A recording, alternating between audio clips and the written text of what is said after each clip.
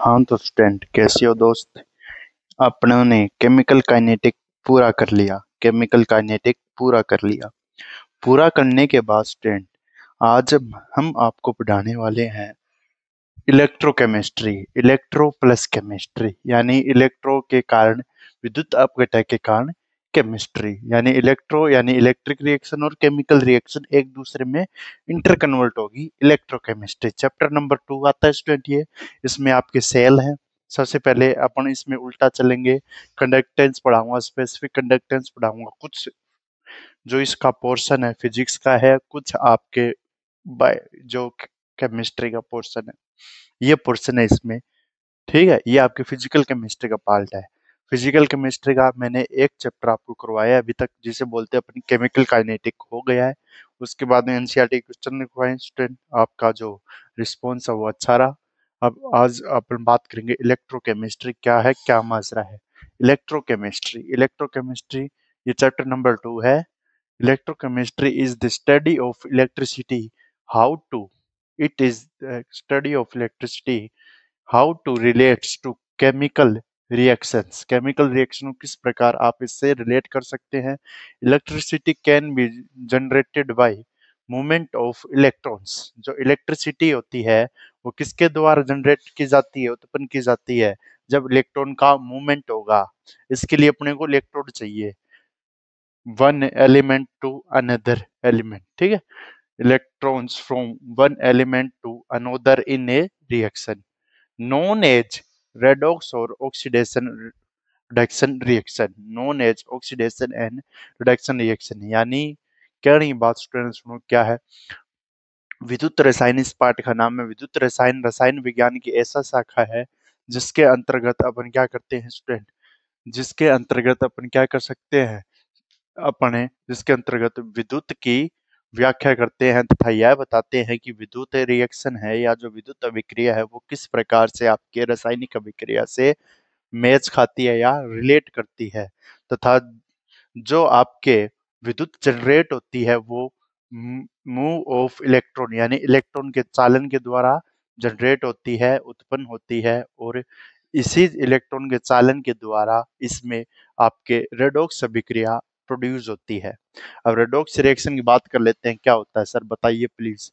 अपन पढ़ के आए हैं स्टूडेंट रेडॉक्स रिएक्शन, जिसमें अपचयन व ऑक्सीडेशन अभिक्रिया एक साथ हो, जिसमें अपचयन भी हो और ऑक्सीकरण भी हो।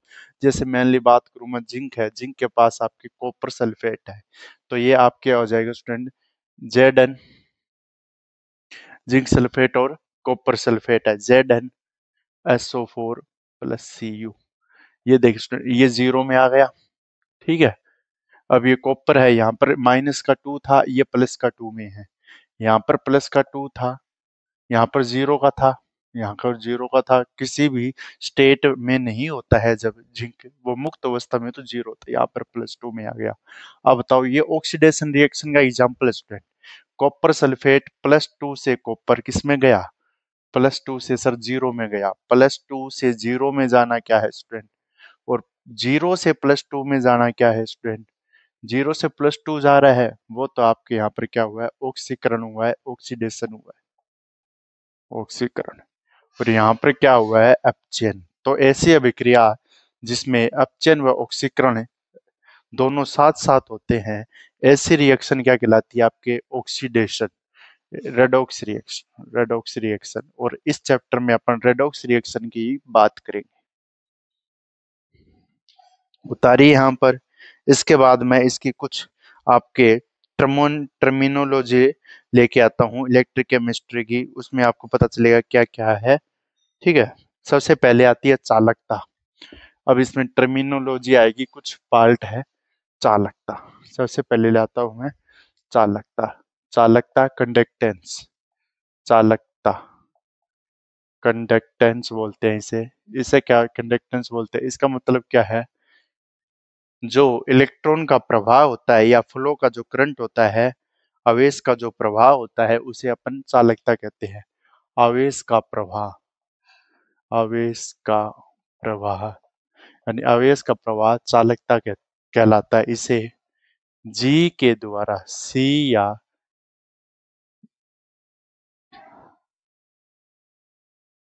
जी के द्वारा प्रदर्शित करते हैं। इसे सी या जी के द्वारा क्या करते हैं? प्रदर्शित करते हैं। It is a represent by C your G. अब इसके बाद में रेजिस्टेंस, अब आता है प्रतिरोध। प्रतिरोध कंडक्टेंस होगी आपके, कंडक्टेंस होगी प्रतिरोध। अब आता है रेजिस्टेंस। रेजिस्टेंस प्रतिरोध। प्रतिरोध यानी किसी चीज की बाधा, किसी चीज की बाधा, किसी चीज की बाधा। यानी वे पदार्थ जो धारा को अपने अंदर, ठीक है, वे पदार्थ जो धारा के मान को, वे पदार्थ जो धारा के प्रवाह को, धारा के प्रवाह को कम करते हैं, प्रवाह में बाधा उत्पन्न करते हैं, बाधा उत्पन्न करते हैं, क्या कहलाते हैं? प्रतिरोध कहलाते हैं। क्या कहलाते हैं? वे पदार्थ जो धारा के प्रवाह में या पथ में, धारा के पथ में क्या करते हैं? प्रवाह या पथ, बात एक ही है, बाधा उत्पन्न करते हैं, प्रतिरोध कहलाते हैं। इसे आर के द्वारा शो किया जाता है। इसे आर के द्वारा शो किया जाता है। और इसमें अपन क्या कर सकते हैं? आर होता है वो क्या होता है? रेसिप्रोकल ऑफ जी। यानी अपन क्या कह सकते हैं? चालकता का व्युत्क्रम प्रतिरोध कहलाता है। चालकता का, इसके माध्यम से कह सकते हैं चालकता का व्युत्क्रम प्रतिरोध कहलाता है। व्युत्क्रम प्रतिरोध, इसके माध्यम से ये बोल सकते हैं प्रतिरोध कहलाता, चालकता का व्युत्क्रम प्रतिरोध कहलाता है। Resistance equal to 1/g। जी क्या था? आपके चालकता, या सी हो सकता है कंडक्टेंस। जब धारा के मान में बाधा उत्पन्न करेगा तो रेजिस्टेंस कहलाएगा। जितनी ज्यादा आपके रेजिस्टेंस होगा उतनी कम आपकी चालकता होगी। यानी जो आपके चालकता मतलब क्या है? आवेश का प्रवाह, आवेश का प्रवाह, आवेश का प्रवाह, फ्लो ऑफ चार्ज। आवेश किसे बोलते हैं? आवेश का प्रवाह, फ्लो ऑफ चार्ज, उसके मान में बाधा उत्पन्न कर दे। ठीक है। अब आते हैं आपके कंडक्टर्स, चालक। चालक क्या होते हैं? चालक क्या होते हैं? चालक वे पदार्थ होते हैं, चालक वे पदार्थ होते हैं। सबसे पहले चालक क्या होते हैं? चालक वे पदार्थ होते हैं जो अपने अंदर से धारा को गुजरने देते हैं। कंडक्टर्स, कंडक्टर्स आते हैं स्टूडेंट। इसमें मैं आपको बताने वाला हूँ दो टाइप के होते हैं। ये होते हैं चालक। कंडक्टर्स दो टाइप के होते हैं। एक तो होते हैं मेटालिक कंडक्टर्स, जो जिसमें मेटल का निर्माण होता है, मेटल के द्वारा जो चालन दर्शाते हैं। एक होता है आपके metallic conductors, electric conductors. Metallic conductors, electrolytic conductors, electrolytic conductors. इस कंडक्टर्स को अपन क्या बोलेंगे स्टूडेंट? विद्युत अपघटन चालक। विद्युत अपघटनी चालक,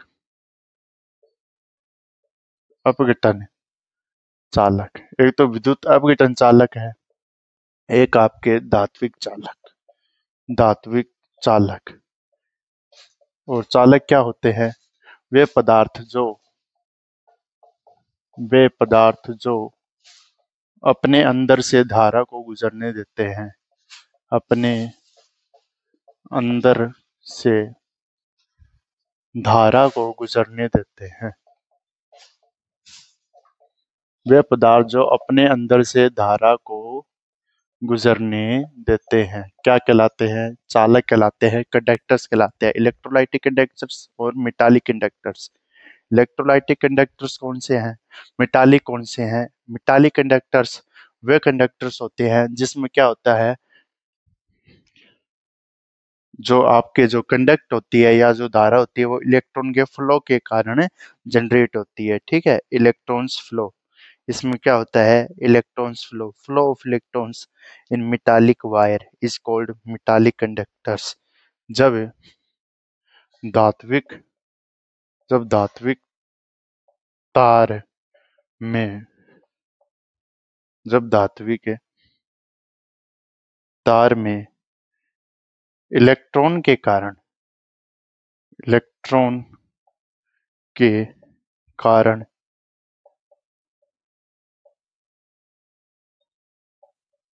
चालक उत्पन्न चालक या चालन भी बोल सकते हैं, चालन उत्पन्न होता है। जब धात्विक तार में इलेक्ट्रॉन का चालन उत्पन्न होता है, और इसमें क्या होता है, इलेक्ट्रोलाइटिक कंडक्टर, इसमें क्या होता है स्टूडेंट, आयनों के कारण, इसमें क्या होता है, आयनों के कारण वे चालक जिसमें क्या होता है इलेक्ट्रॉन का, वे चालक जिसमें क्या होता है विद्युत अपव्यय, जिसमें आयनों का आदान प्रदान, इलेक्ट्रोलाइटिक कंडक्टर, वे वे विद्युत चालक जिसमें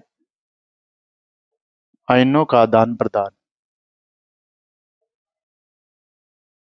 वे विद्युत चालक जिसमें आयनों का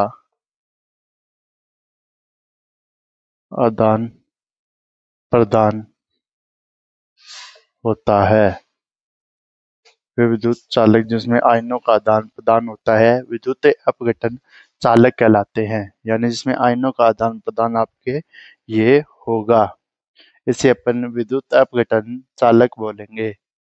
ठीक है स्टूडेंट, आपके दोनों परिभाषा लिखवा दी है।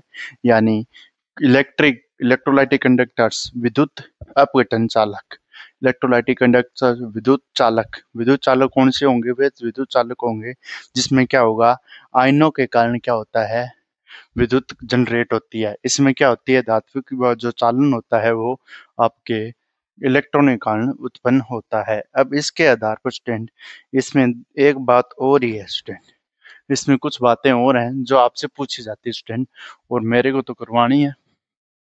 अब मैं यहाँ पर आपके इसको अंतर में ही लिखवा देता हूँ, आपको पता चल जाएगा।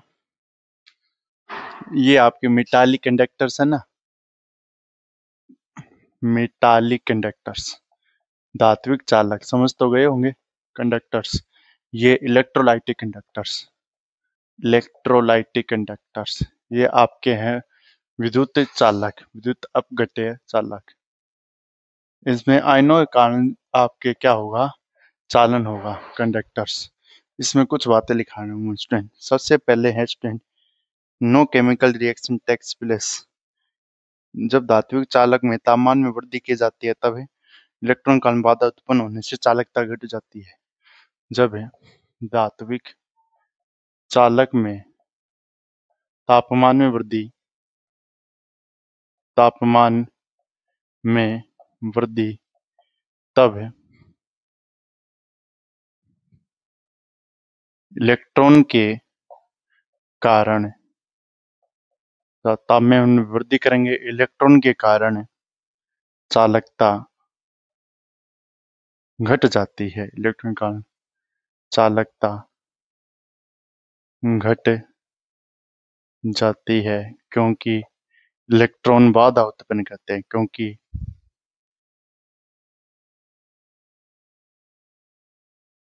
इलेक्ट्रॉन बाधा उत्पन्न करते हैं। यानी कहने का मतलब ये है, अगर अपन चालकता की बात करें तो अपन मेटालिक कंडक्टर के लिए लिख सकते हैं, टेम्परेचर इंक्रीज होगा तो temperature, electron conductance, short term में बोलो इलेक्ट्रॉन की जो चालकता है वो क्या हो जाएगी, टेम्परेचर ज़्यादा होगा, इलेक्ट्रॉनिक कंडक्टेंस है वो आपके बढ़ जाएगी और हिंड्रेंस आ जाएगा। हिंड्रेंस का मतलब होता है, हिंड्रेंस का बाधा आ जाएगी, जिससे आपकी कंडक्टिविटी है, जो कंडक्टेंस है वो घट जाएगी। ये है इसका रिलेशन स्टूडेंट, अगर याद रखना चाहो तो। और इसमें क्या होता है, nature of matter do not change. Example है इसका कॉपर वायर। जब कॉपर वायर में अपन चालकता प्रवाहित करते हैं, इलेक्ट्रॉन का प्रवाह होता है और उसमें चालकता क्या हो जाती है, घट जाती है, इसमें चालकता घटती है। Nature of matter do not change. द्रव्य की प्रकृति चेंज नहीं होती, बदलती नहीं है। मतलब इसका कहने का मतलब, अगर कोई सब्सटेंस है वो सॉलिड है तो वह सॉलिड ही रहेगा, ऐसा नहीं है कि वो गैसीय अवस्था में परिवर्तित हो जाएगा। ठीक है, इसमें ये देखो स्टूडेंट, नीचे वाला दिखाई दे रहा है क्या? दिखाई दे रहा है स्टूडेंट। अब इसके बाद इसमें स्टूडेंट इसका उल्टा है। इसमें क्या है? इसमें रेडॉक्स अभिक्रिया होती है। पहले मैं ये बात लिखवा चुका हूँ स्टूडेंट। और तापमान में वृद्धि के साथ आयनों की गतिज ऊर्जा बढ़ती है। इसमें रेडॉक्स अभिक्रिया होती है। पहली बात तो ये रेडॉक्स अभिक्रिया होती है, यानी अपन जो भी रेडॉक्स अभिक्रिया पढ़ेंगे वो आपके इलेक्ट्रोलाइटिक कंडक्टर्स में पढ़ेंगे। इसमें आयनों आयनों की गति के कारण गति के कारण आयनों की गति के कारण चालकता आयनों की गति के कारण चालकता बढ़ती है, क्योंकि गतिज ऊर्जा बढ़ती है, क्योंकि काइनेटिक एनर्जी बढ़ती है, क्योंकि गतिज ऊर्जा बढ़ती है। दूसरी बात ये स्टूडेंट आपके सामने है, मौजूद है ये बात, ये जो मैं लिखवा चुका हूँ। गतिज ऊर्जा बढ़ती है, इसमें गतिज ऊर्जा नहीं होती। इसमें आयन होंगे तभी तो गतिज होगी, आयन में गति होगी, इसमें गति नहीं है। इसमें सिर्फ क्या है स्टूडेंट, आपके इलेक्ट्रॉन है, इलेक्ट्रॉन का फ्लो होगा, इलेक्ट्रॉन ज्यादा फ्लो करेंगे। आपको पता है धारा के विपरीत दिशा में इलेक्ट्रॉन होते हैं, धारा बढ़ेगी तो विपरीत दिशा में इलेक्ट्रॉन भागेंगे और चालकता अपने आप में कम हो जाएगी और आपके प्रतिरोध भी ज्यादा होगा। अब यहाँ पर बात आती है स्टूडेंट आपके कुछ टर्म की। इसमें है स्टूडेंट आपके टर्म लिख रखा है इंक्रीज इलेक्ट्रोलाइट, जैसे zinc sulphate electrolytic solution, ZnSO4 का विद्युत अपघटय इसका एग्जाम्पल है। ZnSO4 का विद्युत अपघटय, वहां में कॉपर तार था, यहाँ पर विद्युत अपघटय है। अब यहाँ पर फैक्टर अफेक्टिंग कंडक्टेंस, चालकता को प्रभावित करने वाले कारक। स्टूडेंट में कुछ बोलूंगा और शॉर्ट टर्म में लिखूंगा। फैक्टर्स अफेक्टिंग कंडक्टेंस, चालकता को प्रभावित करने वाले कारक। फैक्टर्स अफेक्टिंग कंडक्टेंस, चालकता को कौन कौन से कारक है वो प्रभावित करते हैं। अब मैं सबसे पहले क्या लेने वाला हूं आपके, सबसे पहले nature of electrolyte. Nature of electrolyte, nature of electrolyte यानी इलेक्ट्रोलाइट यानी जो आपके विद्युत अपघटय है उसकी प्रकृति।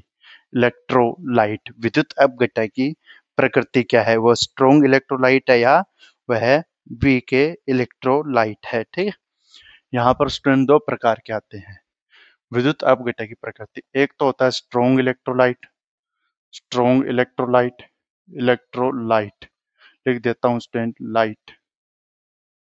इसे बोलते हैं अपन प्रबल विद्युत अपघटय, प्रबल विद्युत अपघटय। एक होता है वीक इलेक्ट्रोलाइट, दुर्बल विद्युत अपघटय। वीक इलेक्ट्रोलाइट, वीक इलेक्ट्रोलाइट, दुर्बल विद्युत अपघटय। इसमें क्या होता है स्टूडेंट, डिफरेंस थोड़ा सा है। इसमें क्या होता है, आयन पूर्णतः हो जाते हैं। ठीक है, in a solution ion were completely dissociate. ठीक है, इसमें क्या होते हैं, आयन कंप्लीटली क्या हो जाते हैं, डिसोसिएट हो जाते हैं। स्ट्रॉन्ग इलेक्ट्रोलाइट में क्या है, आयनाइज्ड कंप्लीटली इन सॉल्यूशन।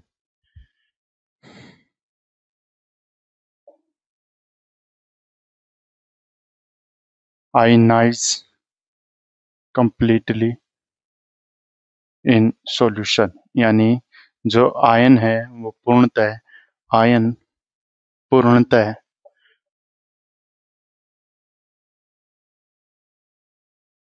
आयनित हो जाते हैं, आयनित हो जाते हैं। इसमें आयन पूर्णतः आयनित नहीं, इसमें आयन पूर्णतः आयनित नहीं होते हैं, पूर्णतः आयनित नहीं होते हैं, आयनित नहीं होते हैं। स्टूडेंट मैं नॉर्मल बात करूंगा स्टूडेंट, आपके प्रबल विद्युत अपघटय, दुर्बल विद्युत अपघटय। यहाँ पर स्टूडेंट आयन पूर्णतः आयनित हो जाते हैं और चालकता भी बढ़ती है, चालकता भी बढ़ती है। कंडक्टेंस भी क्या होती है, इंक्रीज होती है। इसमें चालकता घटती है, चालकता घटती है,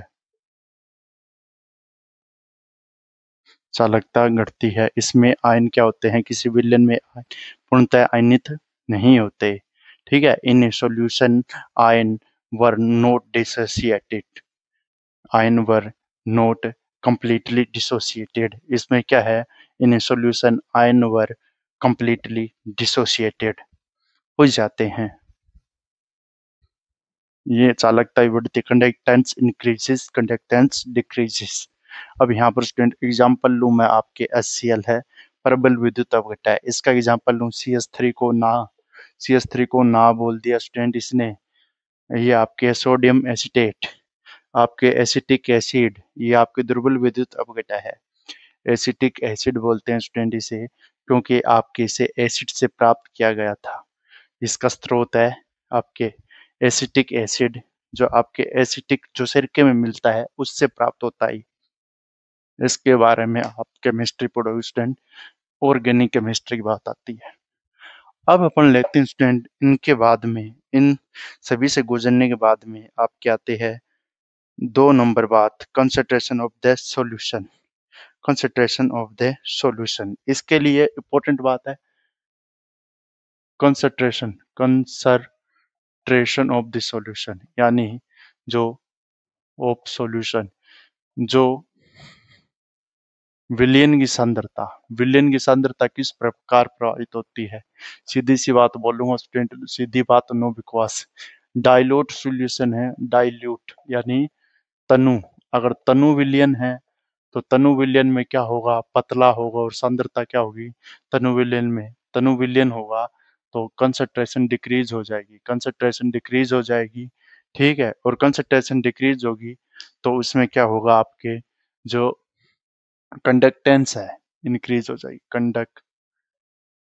कंडक्टेंस इंक्रीज, कंडक्टेंस क्या हो जाएगी, इंक्रीज हो जाएगी। इसका कहने का मतलब ये है स्टूडेंट, अगर विलयन तनु है तो उस विलयन की सांद्रता घट जाती है और उसकी जो चालकता है वह बढ़ जाती है। और अगर विलयन आपके सांद्र है तो उस विलयन की सांद्रता क्या हो जाती है, ये सांद्र मतलब कॉन्सेंट्रेटेड है, तो उस विलयन की चालकता क्या हो जाती है, बढ़ जाती है, कंडक्टेंस घट जाती है। 3 नंबर आपके size of ions, size of ions. 3 number है साइज ऑफ आयंस, पूछ लिए जाते हैं स्टूडेंट, ये कंपटीशन में पूछे जाते हैं और वैसे ही पूछते हैं। यानी आकार क्या होना चाहिए, लार्ज साइज, लार्ज साइज, अगर किसी का बड़ा आकार है, लार्ज साइज, जो कंडक्टेंस है, अगर आयन का आकार बड़ा है उतना ही कम चालकता होगी। Less conductance, large size, less conductance, less conductance, यानी कंडक्टेंस,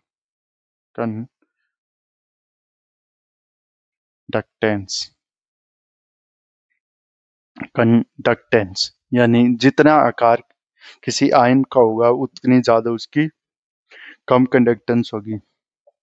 HF है और HCl है, क्लोरीन आयन है और फ्लोरीन आयन है, आकार छोटा है, क्लोरीन का बड़ा है, तो यहाँ पर HCl की कंडक्टेंस क्या होगी स्टूडेंट, इसकी जितना ज्यादा आकार होगा उसकी कंडक्टेंस लेस होगी, इसकी कंडक्टेंस ज्यादा, कंडक्टेंस इसकी क्या होगी, ज्यादा होगी, क्योंकि ये आपके आकार में छोटा है और इसकी कंडक्टेंस क्या होगी, कम होगी। आकार में बड़ा, ये आकार में छोटा है, कंडक्टेंस आकार में बड़ा है। अब इसके बाद में आता है आपके प्रतिरोधकता, रेजिस्टिविटी। थोड़ी सी स्टूडेंट टर्मिनोलॉजी है, प्रतिरोधकता और प्रतिरोधकता, ये खत्म हो गए स्टूडेंट आपके फैक्टर अफेक्टिंग प्रतिरोधकता, रेजिस्टिविटी,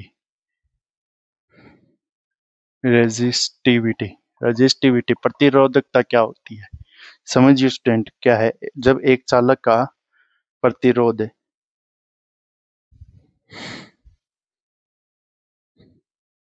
प्रतिरोधकता, जब एक चालक का प्रतिरोध हो, किसी तार में एक चालक का प्रतिरोध है, वह उसके 1 सेंटीमीटर जो 1 सेंटीमीटर स्क्वायर का जो एरिया है और 1 सेंटीमीटर लंबाई में जो प्रतिरोध होता है उसे प्रतिरोधकता कहते हैं। कोई भी तार है, ठीक है, किसी तार है, उसका जो चालक हो रहा है उसका 1 सेंटीमीटर स्क्वायर क्रॉस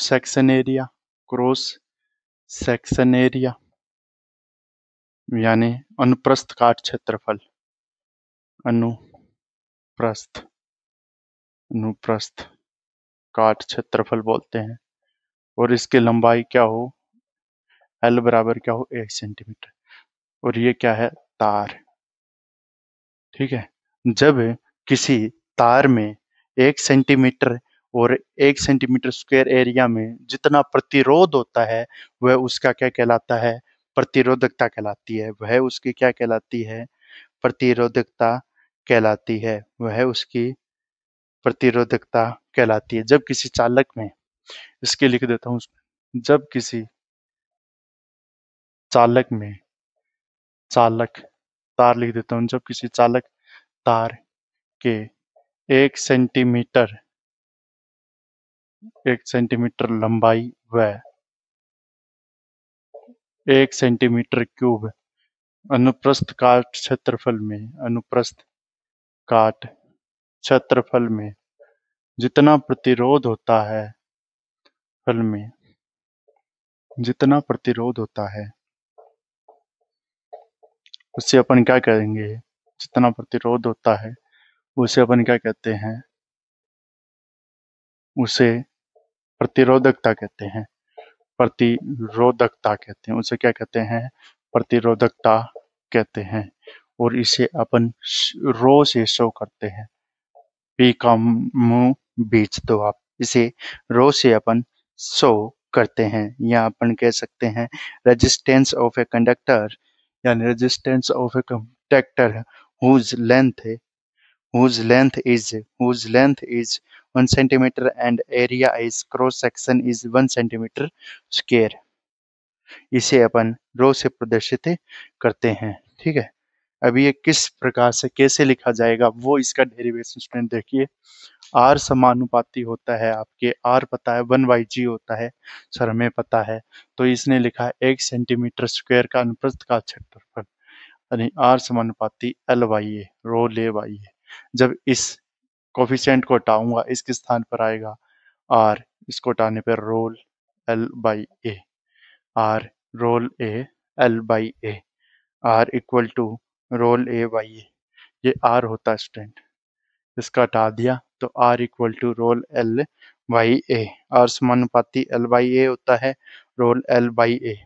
और जो एल बाई ए है वो होता है आपके सेल कांस्टेंट, सेल स्थिरांक टेंट, मैं इसे बोल सकता हूँ, यानी 1 सेंटीमीटर स्क्वायर के एरिया में, किसी तार के 1 सेंटीमीटर के स्क्वायर का एरिया है, उसमें जो 1 सेंटीमीटर लेंथ का जो आपके रेशियो होता है उसे सेल कांस्टेंट कहा जाता है। इसका यूनिट ऑफ सेल कांस्टेंट कितनी होगी, ये देखिए स्टूडेंट, कांस्टेंट, जैसे आपके आर की यूनिट क्या होती है स्टूडेंट, 1/g, इसे बोलते हैं ओम इनवर्स। आर की यूनिट ओम इनवर्स होती है। ठीक है, आर की यूनिट ओम इनवर्स होती है। तो यहाँ पर एल है, एल क्या है, सेंटीमीटर में, और एरिया सेंटीमीटर स्क्वायर में, यहाँ से उड़ा दो इसको सेंटीमीटर, तो यहाँ पर क्या है, centimetre inverse, centimetre inverse. Cell constant की यूनिट कितनी आ गई, centimetre inverse. L by A की यूनिट कितनी आ गई, सेंटीमीटर इनवर्स।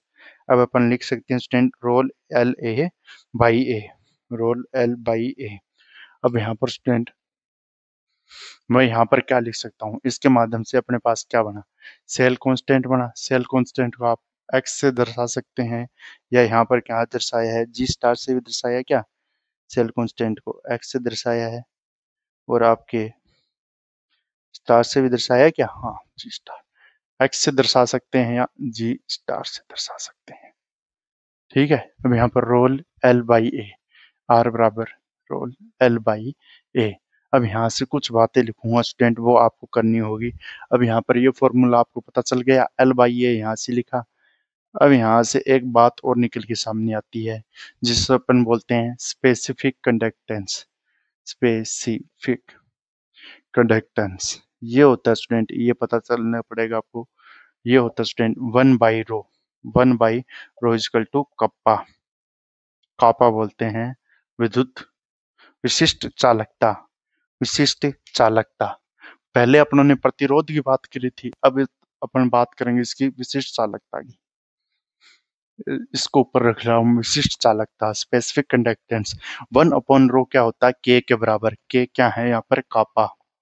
कापा बोलते हैं या कप्पा बोलते हैं इसे। विशिष्ट चालकता होती है। 1/ρ करना है स्टूडेंट, देखो इसे आर कर दिया, 1/r करना पड़ेगा, इसे 1/ρ करना पड़ेगा, तभी तो होगा। और इसे L/A करना पड़ेगा, इसे L/A करना पड़ेगा, इसे L/A करना पड़ेगा, L/A, इसे L/A करना पड़ेगा। अब बताओ स्टूडेंट, 1/r 1/ρ L/A। अब ये इसका रिलेशन क्या आएगा स्टूडेंट, अब मैं यहाँ से यहाँ करूंगा तो 1/r होता है आपके स्टूडेंट जी।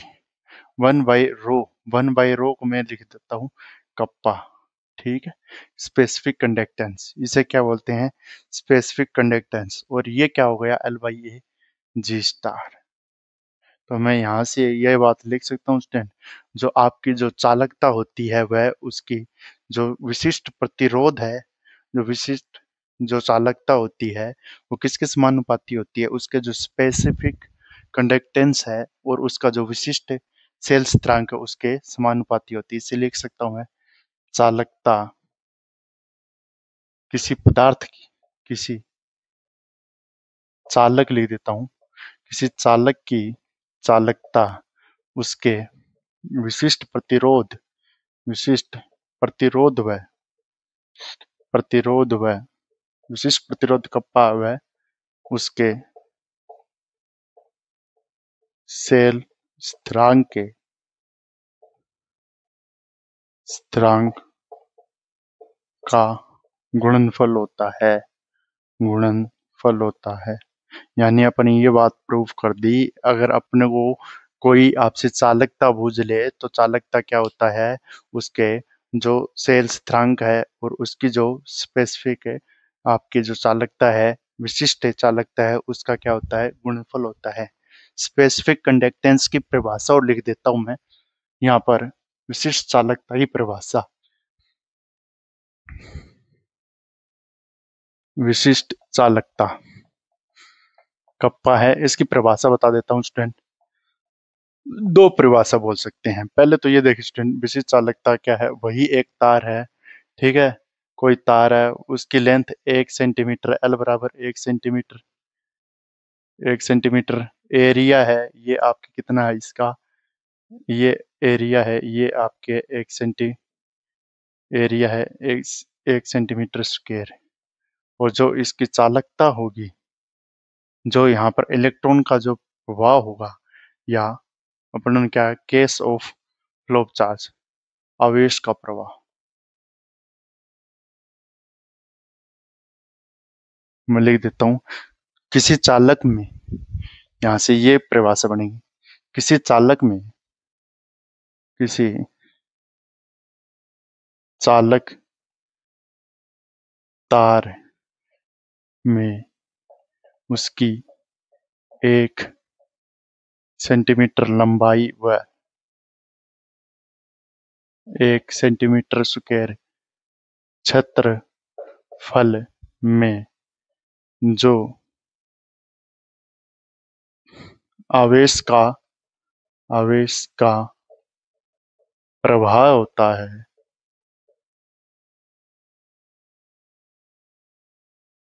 होता है, या जो चालकता होती है 1 सेंटीमीटर, ये मैंने उसे उसे विशिष्ट प्रतिरोध कहा जाता है, विशिष्ट प्रतिरोध कहा जाता है, प्रतिरोध कहा जाता है। और ये आपकी क्या होती है, ये इस प्रकार से विशिष्ट प्रतिरोध, या अपन कह सकते हैं यहाँ से 1/ρ=K, अपन कह सकते हैं 1/ρ=K, या अपन क्या कह सकते हैं इसके माध्यम से, प्रतिरोधकता का व्युत्क्रम, प्रतिरोधकता का व्युत्क्रम विशिष्ट प्रतिरोध है, विशिष्ट चालकता है। प्रतिरोधकता का भी तो क्रम ही है ना, यानी specific resistance, reciprocal of resistivity is known as kappa. Unit भी आगे स्टूडेंट, इसकी यूनिट और बता दीजिए हमें। 1/रो की यूनिट बता दीजिए सर। 1/रो, 1/रो, 1/रो किसके इक्वल किया था अपनों ने? 1/रो। रो की यूनिट क्या मानी थी? रो कहाँ से निकाला था स्टूडेंट? 1/r अपनों ने जी माना था। रो 1/k माना था। रो क्या माना था? 1/k माना था। रो क्या माना था? विशिष्ट चालकता, और इसे 1/k माना था। और k की यूनिट यहाँ पर मैंने निकाली स्टूडेंट। k की यूनिट आएगी 1/रो की आएगी। k की यूनिट देखो क्या निकाली थी? g इंटू जी स्टार, यहाँ से निकाल सकते हैं। सेल्स स्थिरांक की यूनिट मैंने क्या निकाली थी? L/A, centimetre inverse, centimetre inverse. और यहाँ पर g है, g की यूनिट क्या है? ओम। सर ओम थी। 1/g किसके इक्वल था? r के। और यहाँ पर ओम इनवर्स, ओम, ओम मात्रक होता है, 1/g है ओम इनवर्स, ओम इनवर्स। तो ये क्या हो गया? Ohm inverse centimetre inverse, ohm inverse centimetre inverse. और ये आ गया इसका यूनिट, यूनिट ऑफ के आ गई ना, ओम इनवर्स सेंटीमीटर इनवर्स, जी की ओम इनवर्स सेंटीमीटर इनवर्स। अब 1/रो है, 1/रो है, इसकी यूनिट 1/रो है, के बराबर है। तो यहाँ पर कर दो स्टूडेंट, इसको 1 में लिख दो, तो यहाँ पर क्या हो जाएगा? 1/रो ओम इनवर्स सेंटीमीटर इनवर्स। रो की जो यूनिट आएगी, रो किसका है? ओम इनवर्स सेंटीमीटर इनवर्स, ओम सेंटीमीटर, ओम सेंटीमीटर, ये आ जाएगी। ठीक है स्टूडेंट, आज के लिए इतना ही। मिलेंगे नेक्स्ट लेक्चर में, नेक्स्ट वीडियो के साथ, जिसके बाद में अपन कुछ बातें और बात करेंगे अपन, जिसमें मोलर कंडक्टिविटी पढ़ेंगे और अपन इक्विवेलेंट कंडक्टिविटी पढ़ेंगे। उसके बाद में ये चैप्टर स्टार्ट कर दिया जाएगा स्टूडेंट आपके। Okay guys, bye.